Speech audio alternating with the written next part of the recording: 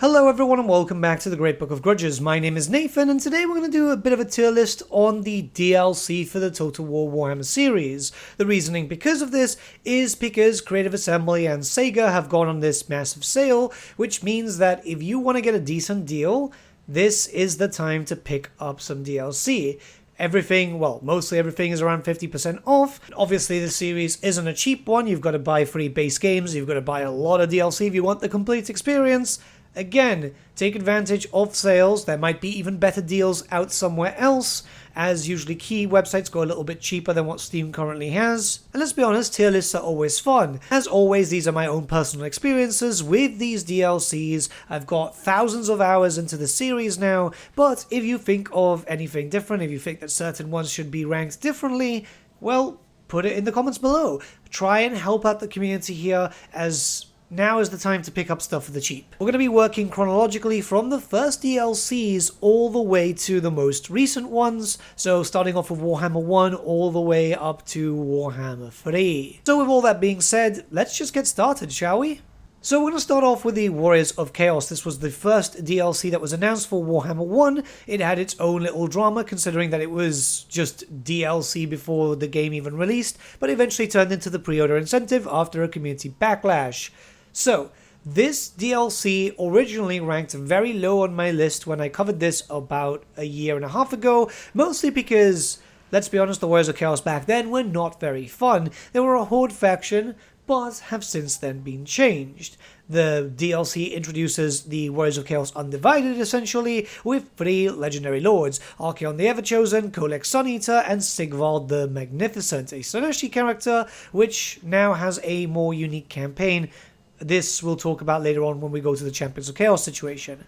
But what do you get with the Chaos Warriors? With the Chaos Warriors, you're getting Warriors of Chaos. This is the best way of saying it. Heavily armored troops who excel at melee. You have a decent amount of magic, at least nowadays, and you don't really have a lot of range. This is a faction that if you want to play melee-faced, if you want to just slam a sword right into your enemy, an axe, or pretty much any other type of weapon, yeah, you're going to like the Warriors of Chaos. Again, this is a faction that wasn't really fun to play, not even with mods, but since the free Warriors of Chaos rework, it's a lot better now. This is something that came alongside the Champions of Chaos DLC, and yeah, you don't need Champions of Chaos to play it. However, it is kind of linked into that situation. If you want the complete experience, then you're going to want to have both.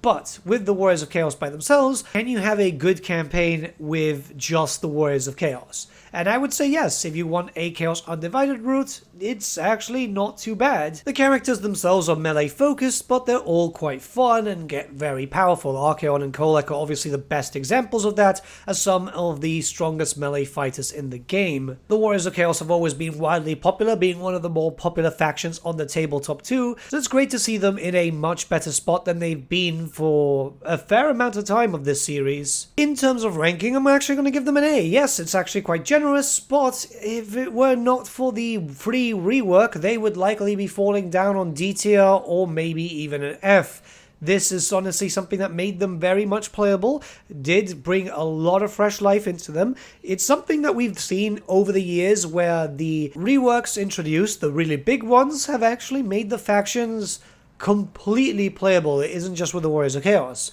Now, you might be wondering why just an A tier if I'm being so complimentary about this, and that's purely because, again, the complete experience for the Warriors of Chaos is also having the Champions of Chaos DLC, so that you may use dedicated troops. You might have already some dedicated troops purely because you own Warhammer 3 base game. Those are the ones for the Warriors of Khorne, and obviously some free ones that were introduced as FLC, but yeah, if you want the complete experience, if you want the real Warriors of Chaos experience where in your armies on the tabletop you'd have so many varied colors, different styles of units, different options, you need both. It's still very high praise, so it doesn't really matter too much, and the fact is, again, it's a good rework, it's a good faction, and you can have some fun with it. The next DLC was another race pack, the Call of the Beastmen. So this introduced the Beastmen faction, a race which, in the history of Warhammer Fantasy, has always been considered a joke. Some of the coolest models there, but unfortunately their rules were awful,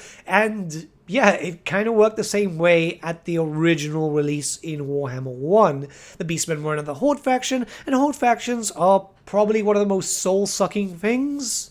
It's just not very fun. I don't think Creative Assembly have managed to get it done right, but when it came to the Beastmen, afterwards that they had a rework, yes, the Beastmen are actually fairly playable, incredibly unique, and a lot more stylized. This DLC introduces 2 legendary lords. This was back in the day where race packs were introduced with a side campaign rather than a full roster, so keep that in mind. But you have Khazrak the One-Eye and also Malagor the Dark Omen, 2 very popular characters. There was also Morgan the Shadowgave, but he was an FLC legendary lord, so he's not really being included here. The Beastmen are a kind of mixed style of faction, very much focused on skirmishing combat, big monsters, even though if you want to use the big monsters you'll need to buy a separate DLC for that. We'll talk about that one later, but it's a fun campaign. Again, the rework made sure that the Beastmen were actually fun. A lot of the player base was just actively avoiding the Beastmen, same with a lot of the races which were actually introduced in Warhammer 1 until they got their reworks. It's a race where you just want to destroy everything. Very similar to that of the Warriors of Chaos, but in its own styling. You're actually actively destroying the world around you as you erect headstones, and you're basically just role-playing a faction of a bunch of giant screaming goats, literally pissing and shitting everywhere as they destroy and set fire to everything. When it comes to ranking, I'm actually going to give them an A, which is high praise, and again, it has a lot to do with the rework.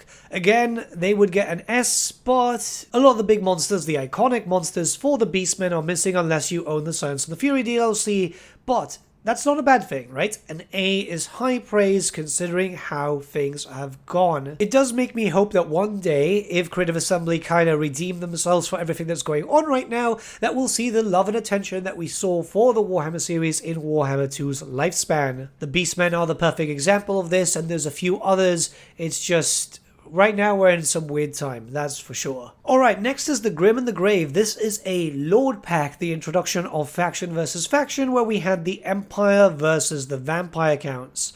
So this one was a bit of an odd one. You see, back in the day, the Lord packs weren't really that special. There were unique legendary lords and a bunch of unique plus also kind of cool units, but there were no unique faction mechanics, so everyone played the same. If we would have had this system going forward, every faction within their races would have played exactly the same way, kind of similar to, well, how the historical games worked, right? A lot of factions within their specific country would play very similar because, well, humanity is kind of like that. This DLC was odd mostly because you had some really good units for the vampire counts, but a forgettable nobody of a legendary lord. When it came to the Empire, you had a really cool legendary lord, Volkmar the Grim, but the units were pretty lackluster. Knights of the Blazing Sun, Flagellants, and obviously the Free Company Militia. I'm not going to sugarcoat it. In terms of unit variety and just everything, it was pretty damn awful. And it was always hard to kind of justify this DLC unless you were a vampire count, because Corpse Carts and Mortis Engines are one of those essential types of units. But in the Immortal Empires, when that released last year, their factions got a little bit more interesting. Volkmar and Helmengorst, both of the legendary lords, got moved to new start positions given their own factions and some fresh coat of paint. Volkmar having a new unique faction mechanic, Helmengorst actually being powerful now, so he's not actually a joke. This is the problem when you introduce a character which was literally just a footnote in a side supplement for Warhammer Fantasy. But yeah, they are actually fairly fun now. There was a bit of a teaming problem, especially with Gorst, as there were a lot of bugs and he got very, very powerful, but now it seems to be in a decent spot right now. In terms of ranking, I'm going to have to give this a B. Yes, a little bit higher ranking than I used to. I used to give them C's, but it feels better. The factions feel better. Gorst is fun to play, which is surprising. I still can't really wrap my head around why they decided to pick him out of literally hundreds of possible vampire count characters, but yeah, he's fun. I'm enjoying it. Volkmar feels much better. The patching system has updated them to just be a lot better and not just buy this DLC for the units and the units alone type of situation. we need more of this when it comes to certain DLCs, which we'll talk about in a little bit. Next is the King and the Warlord. This one is a DLC that I was really excited to see because it's goblins, so, greenskins, versus dwarfs, an iconic matchup. Belegar Ironhammer versus Skarsnik, two absolute favorite characters of mine, which introduced a few Lord variants, the Night Goblin Warboss, the Rune Lord, a bunch of units like the Squig Herd, a lot of people like Squigs, Squig Hoppers, Nasty Skulkers, Bugman's Rangers, the Bolt Thrower, which is pretty forgettable, and Dwarf Rangers. I'll be honest with you, I want to like this DLC because of the characters, but unfortunately, yeah, it's not great. Belegar admittedly has a unique campaign, but it's quite frustrating and definitely needs some work. Skarsnik, again, a unique campaign. He focuses mostly on goblins, and he can't recruit orcs until he takes 8 peaks, but 8 peaks just seems as a very small part of your campaign, which you can get done with both factions, by the way, within like 10 to 12 turns. There's no incentive, there's no proper endgame, it's just kind of odd, and you can easily ignore it if you so wish. A little harder with Belegar. It's a massive shame, but this is again one of the big issues that Warhammer 1 DLC Lord Packs had, and I think it's a big reason as to why the community's calling out for a custodian team, not just to update the game and keep things fresh, but also update former DLCs, which really could do with a bit of a touch-up just to make them a bit more worth it to the community and incentivize extra sales. We're eventually going to get another Dwarf rework, it's fairly certain now, as we've had 2 and still it's not hit the mark, but it's not just about making the race playable, but also the factions that are attached to it through DLCs playable too. For the ranking, I'm unfortunately going to have to put this on C tier. Yes, Skarsnik is very fun to play, but buying a DLC for just one character and one character alone seems like a bit of a waste. I'm not going to sugarcoat it. Again, Belegar, a really cool character, but his campaign just isn't really fun. There needs to be an endgame, especially for Skarsnik too. There needs to be a reason to take over Karak 8 Peaks and then to defend Karak 8 Peaks. There needs to be an endgame scenario there. There needs to be something fun. Skarsnik is fun, mostly because the Greenskin rework made every Greenskin faction really fun to play, and the Greenskins are in a fairly good place, but the Dwarfs, yeah, I really wish that they were better. I mean, it's my namesake for my channel after all. Ultimately, this DLC is lacking, and I really hope that it sees a little bit of love in the future. Alright, Realm of the Wood Elves. So this is another race pack. We actually had a fair amount of races introduced in just game 1. This introduces the Wood Elves, a faction which was fairly popular in the tabletop, mostly because the 8th edition army was horrendously overpowered. But yeah, here is a faction focused very heavily on range, skirmishing, but also relatively tanky treekin, dryads, and so on. Again, this is a race that was introduced in Warhammer 1, which means that only 2 legendary lords were available at launch. This is Orion, and finally Durfu. The roster was not really complete, but it was complete enough. The problem here is that, again, with Warhammer 1, races were introduced with a side campaign, which unfortunately meant that you were missing out. And those side campaigns you're not going to get access to unless you go back to Warhammer 1 to play, which nobody is going to do. This is actually a big reason why I'm doing this tier list, because if you're going to pay for this, you might as well get it on a pretty beefy sale. Now, I'm not going to sugarcoat it, but the Wood Elves had one of the most atrociously bad campaigns in the history of Total War Warhammer. You were basically incentivized to stay in Athlorn and not really move out. The old Amber system was horrible, and yeah, it wasn't good. This got changed later on in Warhammer 2, near the end of the life cycle of Warhammer 2, where a pretty hefty rework came into effect. Amber was now pretty much gone.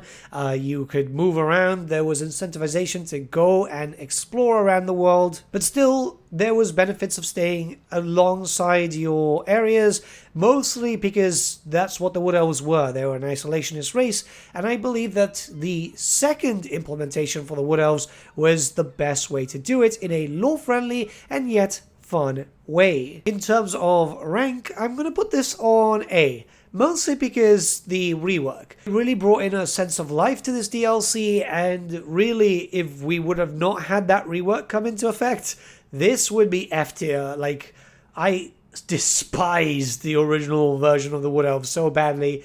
Not even mods could fix it. Believe me, I tried, and it was awful. But yeah, this changed it around. It made it less of a slog. It wasn't so much of a pain to play. Again, proving why Warhammer 2 was so good in terms of support for factions, for DLC. Sure, some of the DLCs in Warhammer 2 weren't perfect, and we're going to be jumping into Warhammer 2 in just a second, but yeah, the reworks were fantastic. Now we're going into that weird middle ground between Game 1 and Game 2, as we have Norsca, announced as the pre-order incentive for Game 2, but playable in Game 1, eventually 6 months down the line, I believe it was, if not longer, playable in Game 2. It was a whole debacle, but Norsca is a very unique thing because it's, well, Chaos Light in a sense, right? That's probably the best way to say it. You see, Norsca never had an official army book. They had loads of lore, and there's a bunch of stuff that was implemented there which was fairly unique, but the grand majority of things were literally from Forge World for the Warriors of Chaos. Two legendary lords once again. This is Wulfric the Wanderer and Frog the Troll King, which, yeah, not great. Again, Warriors of Chaos characters. This was literally just Chaos Light, and it's something that was very obvious. It's a shame because this DLC could have taken more from the Warhammer Fantasy roleplay setting and really fleshed out this faction to be, you know, chaotic Viking invaders and so on, but yeah, not fun. Originally, when this faction was implemented, they could only take over the territories of Norsca and capital cities across the world, or naval settlements, but that's pretty much it. Now that's been changed in the Immortal Empires. The Immortal Empires did introduce a little bit of a change to make them much more bearable, but still this faction is in desperate need of a rework. They can take over everything now, and you can build up fairly well. Their economy is a little bit better too, so you can actually justify a number of armies after taking over all of Norsca, but yeah. They need a DLC, they need a rework, they need a bunch more content. In terms of rank, I'm going to have to put them in D tier. While yes, Immortal Empires did fix up a little bit of the issues for Norsca, really the only purpose that they serve right now in-game is to be a vassal for the Warriors of Chaos factions, and even then they don't do that well. So yeah, they need a DLC super desperately. They need a proper rework super desperately. We know that that's on the cards. Creative Assembly have publicly stated that yes, they want to actually fix up Norsca, but it's taking some time. I guess it's the repercussion of picking a faction which really did not have an army book. I imagine that yes, they worked with Games Workshop to create Norsca as a fully fleshed out faction, but yeah, it's not great. Okay, we're going to talk about the Blood DLC, and yeah, I mean, we're not going to really be talking about this here a lot. Blood DLC is a cosmetic DLC. It's available to you. If you've purchased it in Game 1, it's automatically available for all Game 2 and Game 3. It's just, I don't like the idea of paid cosmetic DLCs for Total War, especially Blood, and especially for Warhammer, seeing as this is one of the bloodiest franchises in terms of fantasy. And not only that, but Blood was originally a mod for Total War, which Creative Assembly turned into a paid-for cosmetic. They say it is because of ratings. That has been proven false multiple times publicly, so yeah, not a fan. In terms of ranking, this goes on F tier, and believe me, I'm not a fan of paying for something which should be in base game. It's actually why, and you might have noticed throughout my many videos, I don't turn the Blood DLC on because of pure principle. This should be always free, and it should always be there, not just in Warhammer, but in every single Total War title that comes out in the future. I'll put up with many things from Creative Assembly, but paying for Blood is something that should not be a thing. Okay, we're jumping into Warhammer 2 now properly, and the first DLC that came out was The Rise of the Tomb Kings. So this is another race pack, but drastically different to what we've already been used to, as instead of 2 legendary lords, we had 4. Cetra the Imperishable, Khalida, Arkan the Black, and Katep. Yeah, I don't know why, but yeah, Katep. This DLC was also one of the more complete race packs, having in pretty much most of the Tomb King stuff ever established, barring some things here and there that were lost in time. And yeah, a great narrative story. This is a campaign which didn't follow the regular situation with the Vortex stuff, which was great because I didn't like the Vortex, but focused around Tomb King lore. A fairly good narrative overall. All the characters kind of had their own story arcs here. So even though the campaign was the same for all of them, you experience the story differently, and I appreciate that type of stuff. Grand Irafon's Katep was trying to find a way to remove this curse to bring the golden age to Nehekara. Arkan was trying to get in contact with Nagash. That type of stuff is very important. It might not be important to the majority of the Total War player base, but those who grew up with the lore, those who grew up with just the Tomb Kings in general, it's very easy to appreciate. The Tomb Kings were also incredibly unique, as you wouldn't be spending money on troops. Instead, you would be having one of the worst economies possible, but this was centered around you not having to pay for your troops in terms of upkeep. This was centered around a very unique way of bringing in new armies. Honestly, the Tomb Kings DLC stands as one of the best that we've ever seen for Total War Warhammer as a whole.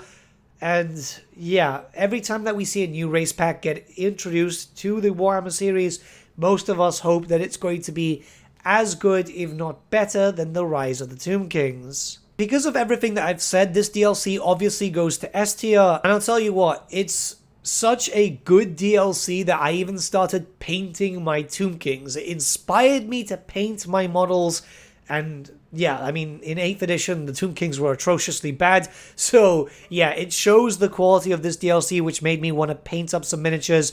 I enjoy playing them. Sometimes some mods make things better, like Arkan the Black could do with a little bit more of a touch-up here and there to make him more unique. Yes, he does have access to some vampire count units, but it would be really nice if he was made a little bit more distinctive, and just a few minor changes would make this DLC so much better, even though it's near perfect already. Like, seriously, I can't complain. I really like the Tomb Kings. This is one of those ones that if you don't have it, you're going to want to buy. The Tomb Kings are just really, really good.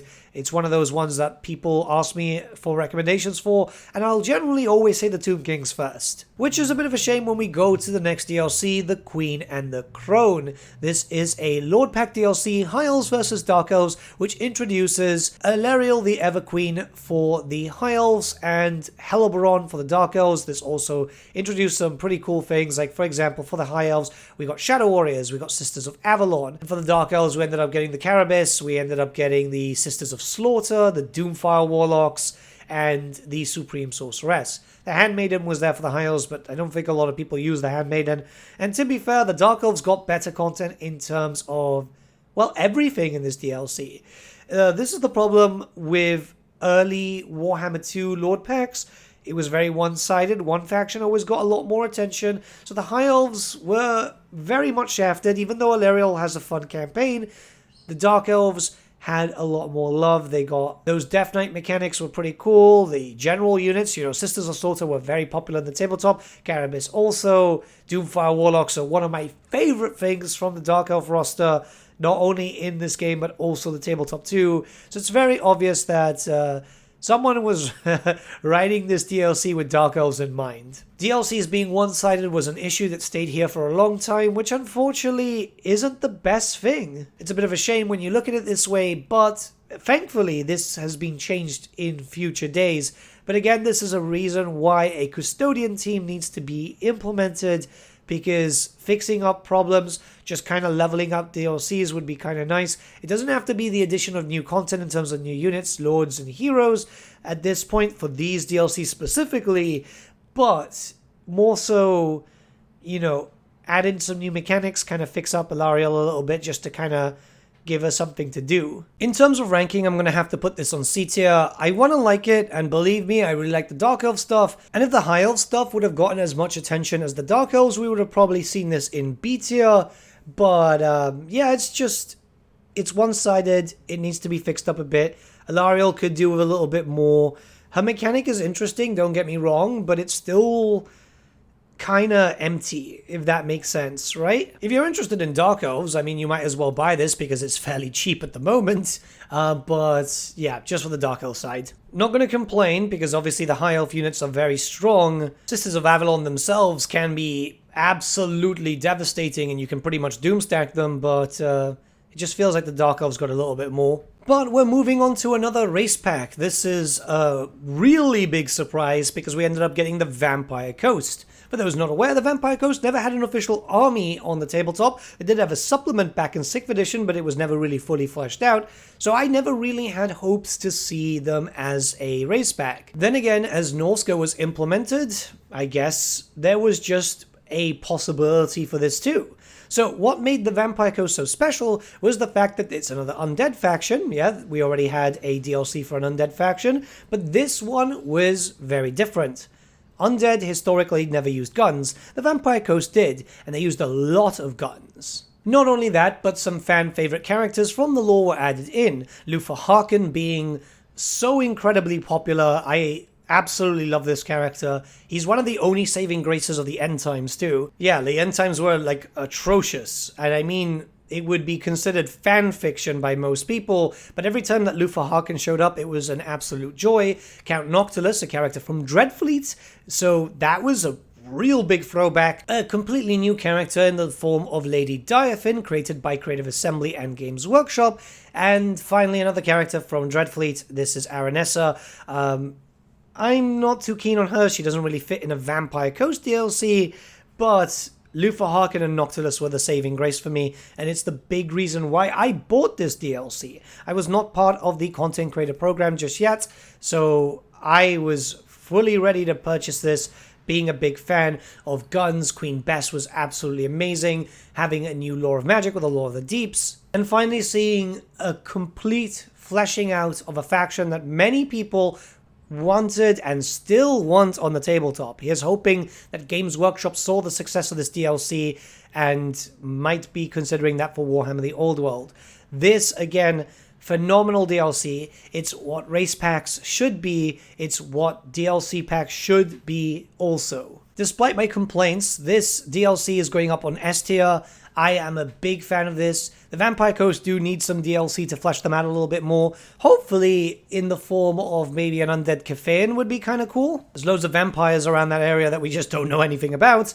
And yeah, I mean, look, it's very stylized, it's very different, it's a completely different take of the undead factions. This means that we have 3 different undead factions, which are generally quite popular in Warhammer, and all of them so drastically different. I really like this. Again, Creative Assembly need to go into deeper lore, take out these factions. This is why I keep saying, you know, stuff like Araby and so on, because there's a lot of stuff that never had full armies, but would be great DLC. The Vampire Coast proves that. We don't know what's going to happen in the future, given the current situation with Creative Assembly, but I want to stay mildly optimistic, at least in that retrospect, because they know that this stuff can sell. When it comes to Warhammer 3, we've had 2 race packs already. One was pre-order, and the other one was a DLC. So, still, we might get another DLC as a race pack. Let's hope, at least.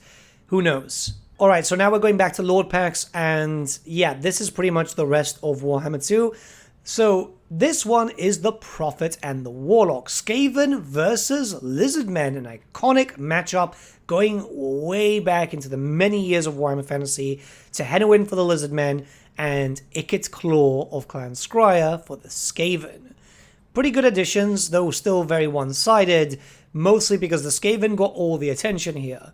So when it came to the Lizardmen, you had Tehenowin, you got some pretty interesting things in the form of, you know, sacrifices to Sotek. It was an interesting mechanic. Red-crested skinks, salamanders, both in the form of a hunting pack and also the ancient salamander, ripidactyls, the Bastillodon Archosotek, and the engine of the gods too for the ancient stegodon. Pretty good units all around, stuff that people do actually use fairly often for the Lizardmen. When it came to the Skaven, you got less units, but you got iconic ones like the Rattling Guns, Warplock Jezzails, and Doomflares. From personal experience on the tabletop, you know, the Rattling Guns, seeing them in Total War was both nice, but also a little bit of PTSD, mostly because I had actually killed my own Greyseers, so I wasn't too sure if they were just going to be implemented in the same way. Thankfully not. Thankfully not. And obviously you got something in the form of Doom Rockets, which was a nuclear bomb, Doom Spheres. Everything was just really, really cool for the Skaven side. there was more bias in terms of mechanics for the Skaven than it was for the Lizardmen. The Lizardmen are still in a very poor place, whereas the Skaven got a lot of attention over the years. There's obviously a lot of love and bias for them, but overall, yeah, I mean, this is something that people wanted, right? It's a throwback to a campaign way back in the day, which is really, really nice. Going back into lore to make DLCs is obviously very, very important, as theming is such a great aspect for a product, especially when you want to generate sales from nostalgic fans like me. Now, I'm going to put this DLC on A tier purely because of the Skaven side. The Skaven side is absolutely amazing. If you want to play Skaven, this is usually the faction that every content creator will actually recommend, because, yeah, nuclear bombs, shooty boys, the mechanics are great for it. The Lizardmen, not so much, but this is something that the Lizardmen need a rework, not a DLC. And we will hopefully get one day. Because they've really fallen behind in terms of quality from Warhammer 2 to Warhammer 3. And yeah, they're more Warhammer 1 quality. It's a very odd thing. But yeah, if you like Skaven, and I mean, you're probably a fan of the Skaven, this is something that you'll want to pick up. Next is the Hunt and the Beast, and this one's a pretty odd one, purely because no one really expected it, right? It's Order versus Order, the Empire versus Lizardmen. It's a matchup which you don't generally hear a lot about in the lore. It happens, but it's just rare.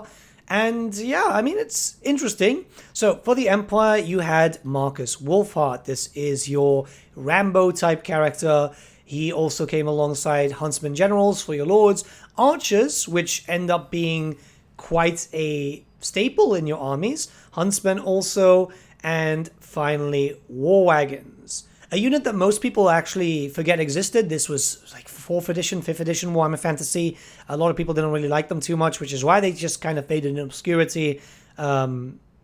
They're okay.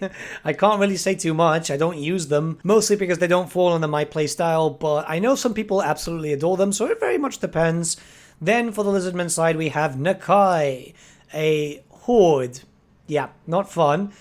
Then you also had access to Ancient Croxigors, the Dreadsaurian, which, amazing, right? Sacred Croxigors, and Razordon hunting packs. You actually had a cool amount of stuff for the Lizardmen. The only problem is that Nakai is a horde faction, and unfortunately the mechanic does not work well.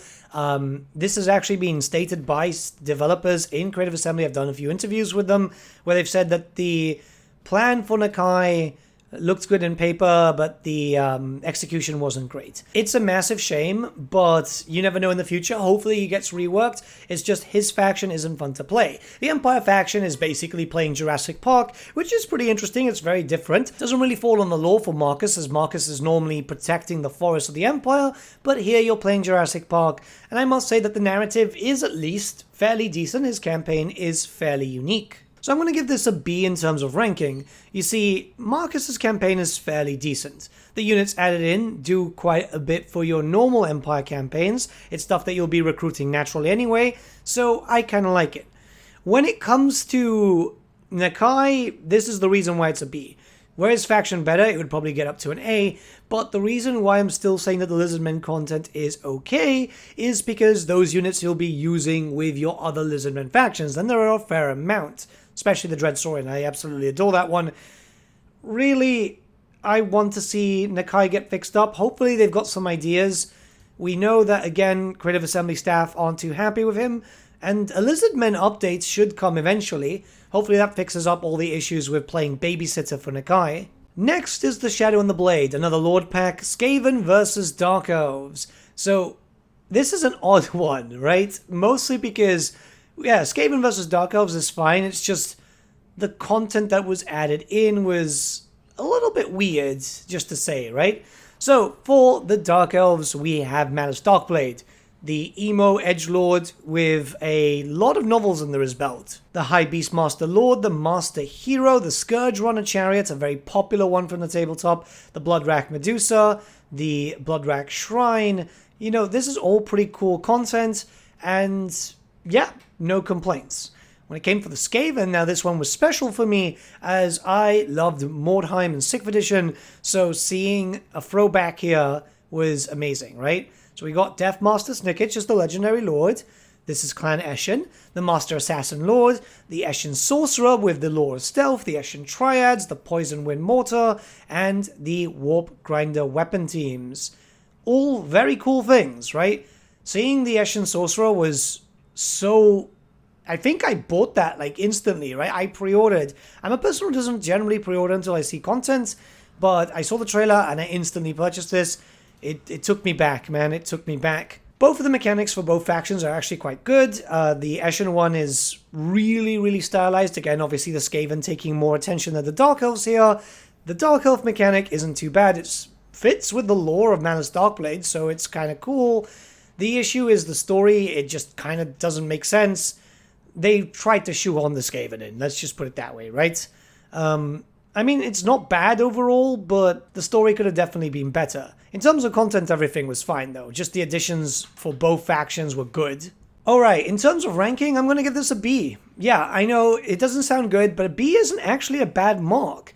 The content is good, but it's just not essential. I mean, if you're a Skaven main, you'll probably want this just for the Poison Wind Mortars, but the other stuff isn't really essential from pretty much what I've played, and I've played this a lot. For the Dark Elf stuff, yeah, maybe the Medusa stuff. Not so much the Scourge Runner Chariot. It does have a little bit of an issue with collision, even still in Warhammer 3. But the Master and the High Beastmaster, yeah, not really needed. This is something like I would suggest, again, if you're a Skaven fan, you'll probably buy this. If you're a Dark Elf fan, you'll probably buy this too. But I wouldn't say that you need to buy this right away if you don't have it. I mean, if you've got the spare cash, you know, it's on sale, you might as well, right? Alright, next is the Warden and The Paunch. This is Greenskins versus High Elves. Not only that, but this was a matchup that the community had been asking for like 2 years, constantly. There was posts all over the forums, Reddit, and everything. And it makes sense, right? This is a actual lore matchup which everyone wanted. So, for the High Elves, you had Elfarion the Grim, the Archmage Lord with all the winds of magic, Rangers, Silverin Guard, War Lions of Shrace, Lion Chariots of Shrace, the Arcane Phoenix. I mean, that's all cool. This was alongside a fairly unique campaign which kind of focused around building up your defenses and preparing for a greenskin invasion, and some fun mechanics which basically made you Batman. Overall, why not, right? A lot of people quite like this. The greenskin stuff, on the other hand, was really special as a greenskin fan. Mostly because here's where we also had the greenskin rework that actually made them playable. But we had Grom the Paunch as the legendary lord, the giant river troll hag as a hero, Snotling pump wagons, something that a lot of people actually really, really like from the tabletop. It's nice to see them again. And then we had stone trolls, the rogue idol. So we already had 2 Forge World things for the orcs, right? This is the troll hag and the rogue idol, both of them very, very impressive miniatures from back in the day. It also gave you access to a new Law of Magic because you had access to the Law of Death like this. But not only that, Grom had a fairly unique campaign because you could focus on buffing up your forces by basically going around and collecting Centaur milk and other things, but most people remember the Centaur milk. Campaign-wise, it was good. Everything worked as intended, even though you could kind of cheese it.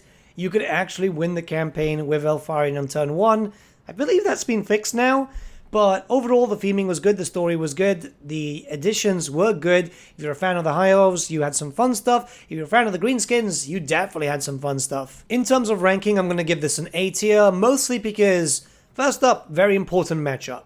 Second up, very cool stuff for both the factions. I think a lot of people really enjoyed this. A lot of people were quite happy with this DLC, with the patch that came alongside it too. Personally, as a big Greenskins fan, I was really happy to see the Rogue Idol. It's a model that I absolutely adore. The River Troll Hag also. Seeing the Lions also for the High Elves is quite nice. It's very nostalgic. I know a lot of people don't tend to use them, but I do. I don't go for optimization when it comes to my armies in Total War Warhammer. I just kind of go what's fun, and those are fun. Alright, so now we're going to move on to the big rework stuff, right? This is where everything started getting a little bit more two-sided rather than just lopsided for DLC. This DLC is called The Twisted and The Twilight. Skaven versus Lizardmen. Going into literally, what? half a sentence of lore to try and turn this story into something, which was very curious. But yeah, this is the first time that you're going to hear Skaven versus something, and it was relatively even. Not so much in DLC content, keep that in mind, but the fact is that this DLC cycle also had the Wood Elf rework. So for the Skaven, we had Front the Unclean, a character a lot of people liked. You had Gorich as a legendary hero, the Packmaster as a generic hero, Wolf Rats, a Forge World unit, as a normal unit, the Mutant Rat Ogre, and the Brood Horror, another Forge World monster. This was already quite big. The Skaven had such a unique mechanic that every major clan, barring Clan Pestilence, which breaks my heart, are incredibly unique and very different in playstyle, so you can actually have so much replayability with just literally Skaven. The Wood Elves, on the other hand, had the Sisters of Twilight, which really didn't have their own unique mechanic. They still very much play like other types of Wood Elves, barring the whole Forge of Day thing. You had a legendary hero known as Ariel, who affected every Wood Elf faction there, the main ones at least. Then the Spellweaver Lords, so this meant that you had the Caster Lords with the lore of Life, Beast, Shadows, High, and Dark Magic. Unfortunately, the problem here is no lore of Athaloran. Zotes became a thing again for the first time in a long time. Great Stag Knights and Blade Singers. So a little bit less content for the Wood Elves, but then again, the Wood Elves were almost done.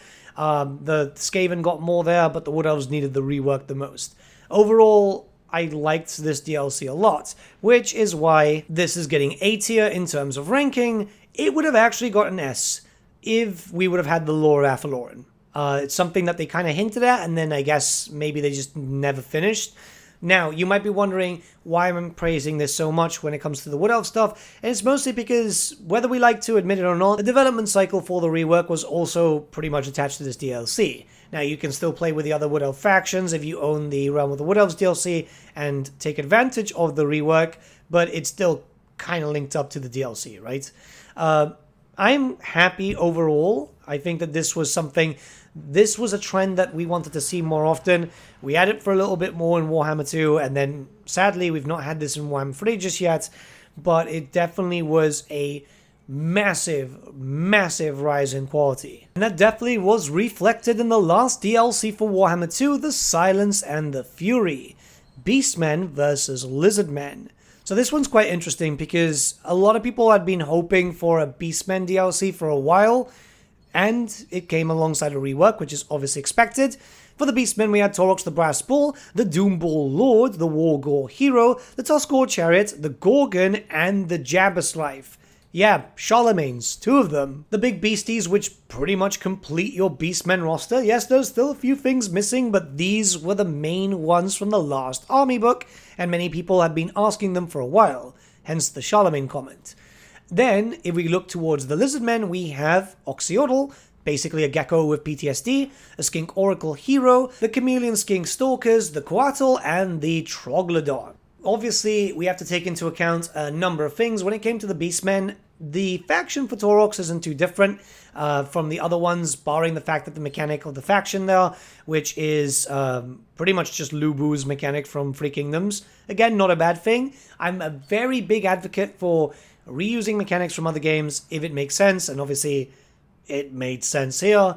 And then for Oxyotl and the Lizardmen, we had a really interesting teleporting mechanic. Essentially, you just moving around constantly. You were playing as Lizardman Rambo, and you had to enjoy the Lizardman Rambo experience. Paired with the Beastmen rework, where the expectations were very high considering that we had so many reworks prior to this, yeah, it was fairly good. And it showed that there was a lot of love and attention, and what a way to show off and send off Warhammer 2 than this, right? There could not have been a better way to do so. Finally fixing up the Beastmen, and finally providing us with a playable Lizardmen faction. This definitely gets an S tier rating from me, mostly because, first up, it finishes the Beastmen, right? Again, stuff is missing, but this is the big stuff that everyone wanted. For the Lizardmen also, it gives them a proper stylized and different Lizardmen faction. Until this DLC, every other Lizardmen faction basically played the same, which wasn't great. Nobody really liked this, especially as Lizardmen fans were getting jealous that Skaven fans were getting literally everything. Don't get me wrong, the Lizardmen still need a rework, but the fact is, if you want to play Lizardmen, I would say play Oxyodal, which also gives you all these Beastmen, and yeah, you're kind of in a benefit here. This is a good DLC. But now we move on to Total War Warhammer 3, which 2 years in, we still only have 4 DLCs. We're very likely not going to get Thrones of Decay this year, it's very obvious now. But the first DLC was that of the Ogre Kingdoms, the pre-order incentive. And unfortunately, they had not learned from the past. I was actually kind of disappointed here, because we got the majority of their roster, that's true. Only 2 playable Legendary Lords, though, Greasus Goldtooth and Scrag the Slaughterer. And yeah, I was expecting a full race pack for a pre-order, right? I was expecting this to be complete to kind of celebrate the fact that, yes, you know, this is the final game of the series. So this makes me believe that we will see some Ogre content in the future in the form of DLC. The Ogres have problems, unfortunately. Some of them, like Greasus, can't really get hits in because of the animations and so on. The faction is kind of flawed in a multitude of different areas. It's a shame because the Ogres are fun. They're one of the very popular ones from 8th edition. Very, very strong faction. But the camp system is kind of flawed. Now it's a little bit better. It has gotten better now that they are able to, you know, make multiple camps post the soft lock that was originally there. And the units themselves are very, very cool. You know, who doesn't like Mournfang Cavalry or Rhinox Riders, something from Forge World, you know? The problem is, this needed some more time in the oven, and I mean, Warhammer 3 did too. It's very obvious there too. And it's not all negative, you can still have fun, and you can definitely do a campaign. It's just, certain things are missing, and it is kind of disappointing when it is the last thing in the series. Obviously, at least, you don't have to pay full price, you don't have to pay 25 euros, which is the standard for these DLC packs, now the race packs and so on. This in base form is only, what, 12? So, I mean, yeah, it's not bad. Unfortunately, due to persisting errors, pretty much almost 2 years in, I'm going to have to give this a C tier ranking. It's playable, it's just flawed. And the flaws are becoming fairly obvious. Hopefully this changes in the future. I don't think that the Ogres need a rework. I think that everything is stylized and everything looks pretty good. They just need some additions. Moving camps would also be wonderful. Originally this was a B tier for me, but yeah, time has passed and I'm liking them less. It's just the reality of things, right? People change their mind, and I just don't really want to play as the Ogres unless it's heavily modded. But now we're going to move on to the Champions of Chaos. This was a DLC that I was taken by surprise because it's not a Lord pack, it's not a race pack, it's essentially a culture pack, which introduces a metric ton of units. 4 legendary lords, all centered around the Warriors of Chaos, giving you mono-god aspects for your chosen god also. So that means that anything added to the Warriors of Chaos was also added to the mono-gods. It's actually a really cool system because this allowed you to have all the Chaos Warriors of Slaanesh with Slaanesh Monogod, so you can play with Nakari and have some very much needed armor. Same thing with Tzeentch, same thing with Nurgle. It's kind of cool. There were 4 legendary lords here. So for Tzeentch, you had Village the Curseling. When you looked to Khorne, you had Valkyr the Bloody. For Nurgle, you had Festus the Leech Lord. And for Slaanesh, you had Azazel. All very big characters in Warhammer Fantasy lore. So this was a really cool system. It just brought in a bunch of fan favorites, and everyone, depending on their alignment to the Chaos Gods, got something.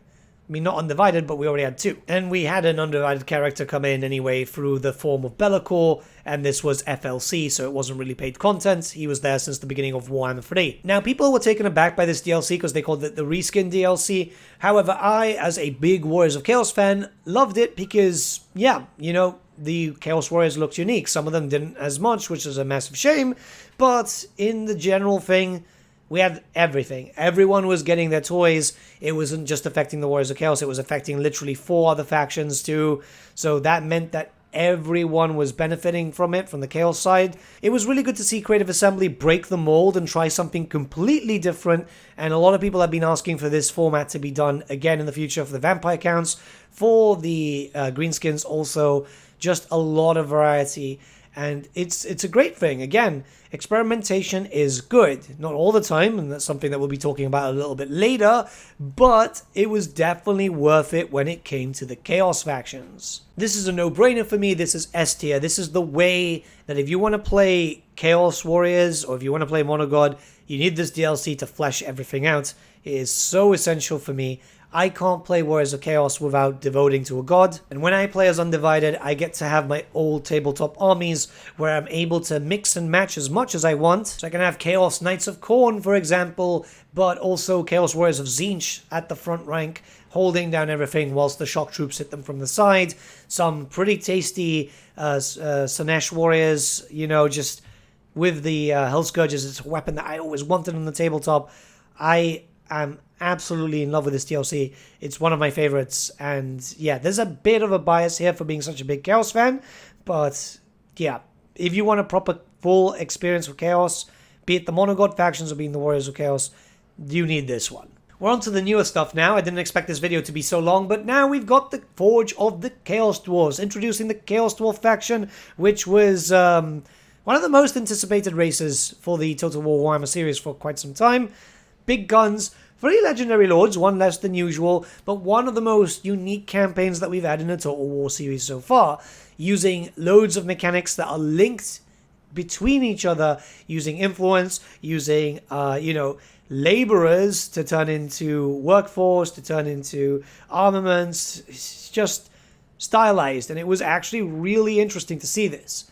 The faction itself came with a massive amount of units too, very unique, taking inspiration from both the original Chaos Dwarf style, but also the newer 8th edition Forge World variants. This was a race pack done well. Yes, a lot of people would have liked a 4th Legendary Lord, and I would have too, but apparently Games Workshop just didn't want them to use Chateau, which is kind of funny because they also did a rally point saying that they could potentially add in more Chaos Dwarf content in the future, mainly because there are some missing characters, but it's stylized, it's very unique. I played this for like 150 hours during the early access period. I even got sick on stream because I was burnt out. But I was having so much fun that I wanted to continue. I really, really liked this. It was almost, if not on par, with the Tomb Kings and the Vampire Coast. I was very happy with this DLC. And this is something that I was expecting for future race packs, you know, more stylized, more mechanics, just in general feeling like things were going to be done in a more advanced form. Because the Chaos Dwarfs were done in a advanced gameplay type of mind, and not everyone liked them, that's fair, but this is exactly how I envisioned the Chaos Dwarfs, and yeah, very happy. For this, I'm going to give it S tier. I know, yes, some people are going to complain because of the price and so on, but I'm more than happy to pay a higher price if the quality and the content is there. It's definitely there for the Chaos Dwarfs. Even after the early access period, and even in my free time, so it wasn't just streams, I was playing Chaos Dwarfs. So that shows that I was enjoying it, I was having a lot of fun. It's definitely, well, so far it's been the best DLC, I think, for Total War Warhammer 3. Champions of Chaos was good, but this is so much better. And now the last one so far, Shadows of Change, a DLC which caused a lot of drama. A Lord pack, but changed. Instead of focusing on 2 factions, one versus another, they've decided to do a 3rd faction here by removing the FLC content. This was a DLC centered around Cafe, Kislev, and Tzeentch, with very little added in, unfortunately. Cool characters, don't get me wrong. The legendary heroes are awesome too. But there was a lot of lack of context. There's a lot of lack of content. It's not good, and it's definitely left a black mark in Creative Assembly and Total War Warhammer in general. Yuan Bo is cool, don't get me wrong, and the fact that they had a Black Library author write a ebook on it is awesome. Some well-requested stuff, you know, with the lions and that. With Tzeentch, you know, we had the Changeling, the Blue Scribes, the Mutilative Vortex Beast, Zangors, but just color-coded, unfortunately, rather than looking original. And then for Kislev, we had Chaos Creatures for Kislev, which is odd. Magical stuff which doesn't fit in Kislev, and a Legendary Lord that we have no lore, no context of. Yeah, as you can tell probably by the sound of my voice, I'm disappointed. You guys are disappointed too. It's shocking that this happened. We were getting to a very good position. You know, Warhammer 2 built up a lot of good favor. We lost that in Warhammer 3. It started building up again, I think, with the Champions of Chaos DLC and the Chaos Dwarf DLC and Mortal Empires also. But just as quickly as everything was going well, it went back down again. So for that, I need to put it in F. I'm sorry, I have to. A lot of favor was lost. It made me start thinking about maybe I should diversify my content, or is it worth even covering Total War Warhammer anymore? I'm feeling better about it now. Patch 4.1 seems to be quite good. Yes, there's a few bugs, but they are fixing issues. I guess the only way we'll be able to find out is how quickly Creative Assembly start hotfixing. But yeah, we need to be vocal, and they need to learn from their mistakes. Hopefully they have learned. But yeah, I think that everything in general, the way I've put the DLCs is fairly fair. We're going to have to wait and see, obviously, to see if everything poorly ages. However, look, there is a good sale coming on right now. Well, it's active right now until the 28th of November. If you're looking for DLC, if there's stuff that you still need and you want a good deal, 50% off is pretty damn good, especially for the ones that I've ranked pretty highly up. Avoid this one like the plague, though. Avoid Shadows of Change. I just don't see the point in that. Your rankings might differ from mine, so if you want to leave them in the comments below, please do so. At the end of the day, it might help someone decide if there's a DLC that they want to purchase or not. In general, let me know your thoughts in the comments below. Let's have a bit of a discussion. I do apologize if I sounded a bit winded today. I am dealing with this hell of a flu. It's actually taken me a good number of hours to record this video. Believe me, I actually started this yesterday. So, yeah. But have a good day, guys, and I'll see you all again very, very soon.